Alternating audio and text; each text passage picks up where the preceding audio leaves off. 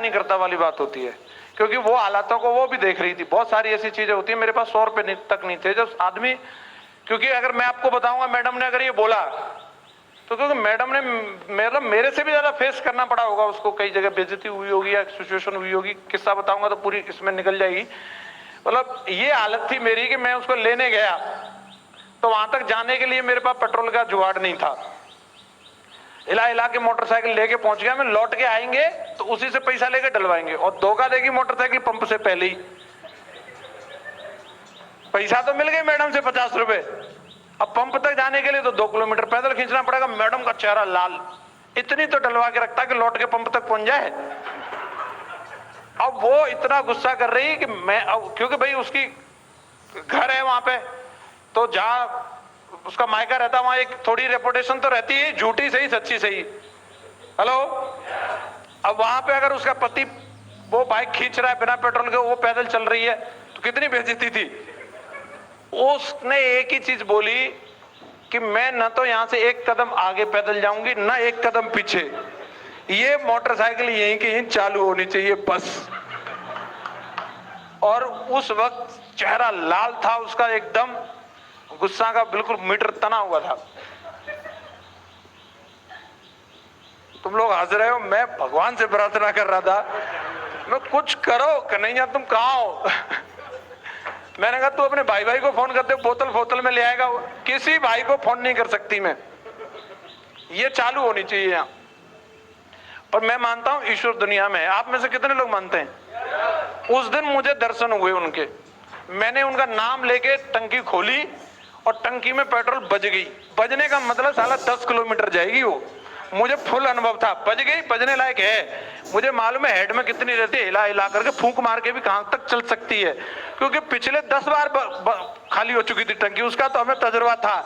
Madam के संग पहली बार हुई, अलग बात है। तो जैसे बजी, मैंने कि पेट्रोल तो है, अरे मैं तू टेंशन मत ले। अभी मैंने थोड़ा उसको हिलाया डुलाया, फूंक मारी और पंप तक पहुंचाया। पंप पहुंचाने का, पंप उसी के गांव की थी, उसी के परिवार के बंदे की। उसने पर्स में से निकाल के जो 50 रुपए दिए, जो मेरा साला था, मतलब लगता था दूर नजदीक के, कैसे भी मान लो, वो समझ गया कि इससे पैसा लेके डलवा रहा, वो हंस गया डालते डालते। और ये बात मेरे यहाँ घुस गई बिल्कुल यहाँ। मैं वहां कुछ रिएक्ट नहीं किया, लेकिन मैंने कमिटमेंट जरूर लिया कि बेटा इसका माकूल जवाब दिया जाएगा। और उसी पंप पे अपनी मैडम को लेकर के BMW से गया टंकी फुल कर देना।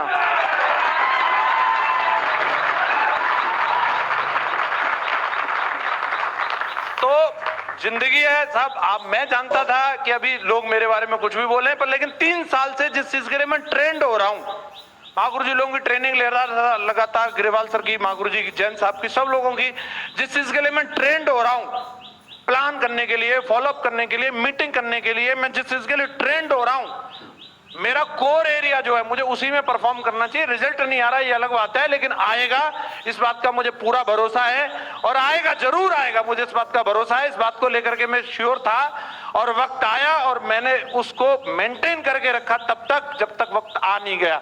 क्योंकि महागुरु जी लोग बोलते थे एक आदमी सिर्फ नाचता है और देखता है, बारिश नहीं हुई तो नाचना बंद कर देता है, और सक्सेसफुल आदमी तब तक नाचता है, तब तक नाचता है, तब तक नाचता है, तब तक नाचता है, तब तक नाचता है जब तक कि बारिश। और मैं उन्हीं में से था।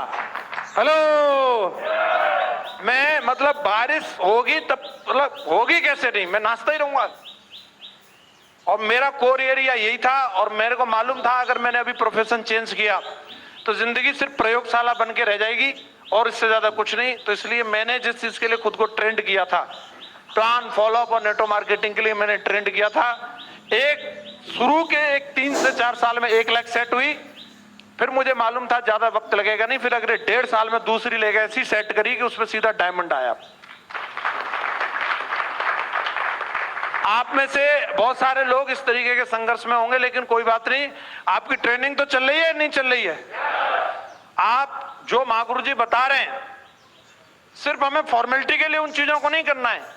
रिजल्ट नहीं आ रहा तो कम से कम अपने आप को ऐसा ट्रेंड तो करो, ऐसा ट्रेंड तो करो, इतना ट्रेंड तो करो, इतना ट्रेंड तो करो, इतना ट्रेंड करो। मैं जब फिर मेरे कपड़े अच्छे नहीं थे, उसकी वजह से मेरी अक्सर बेइज्जती होती रहती थी। जब हम जोधपुर में गए वेन्यू में मेरे को बैन कर दिया, सिर्फ मेरे कपड़ों की वजह से। सिर्फ कपड़ों की वजह से, अच्छे कपड़े नहीं है आप आ नहीं सकते। आज भी मेरी बटन टूट गई है, आप मत भगाना मेरे को। ये हालांकि अभी टूटे, कोट नया है वैसे। तो ये अक्सर होता रहता था मेरे साथ। कपड़ों की वजह से मेरे को वहां पे आने से मना कर दिया साहब। पर लेकिन मतलब मैं जो काम कर सकता था, जिस चीज के लिए मैं ट्रेंड था, वो काम मैं ऐसे करने की कोशिश करता था या करता था कि बस पूछो ही मत। चाहे वो प्लान हो, चाहे वो फॉलोअप हो, चाहे वो 8 स्टेप ट्रेनिंग हो, जो भी काम दिया मेरा ये मानना था। वहां गुरुजी लोग जब करते थे, मैं गुरुजी को देखता था कि गुरुजी जमा देते थे रंग एकदम, आज भी जमा देते हैं। तो मैंने कहा यार ऐसा ही बनना है कि कम से कम कहीं अगर हम रहें तो रंग जम जाए। पहली मीटिंग मैंने जो वहां पे जोधपुर में करी थी, उसमें 8-10 लोग थे।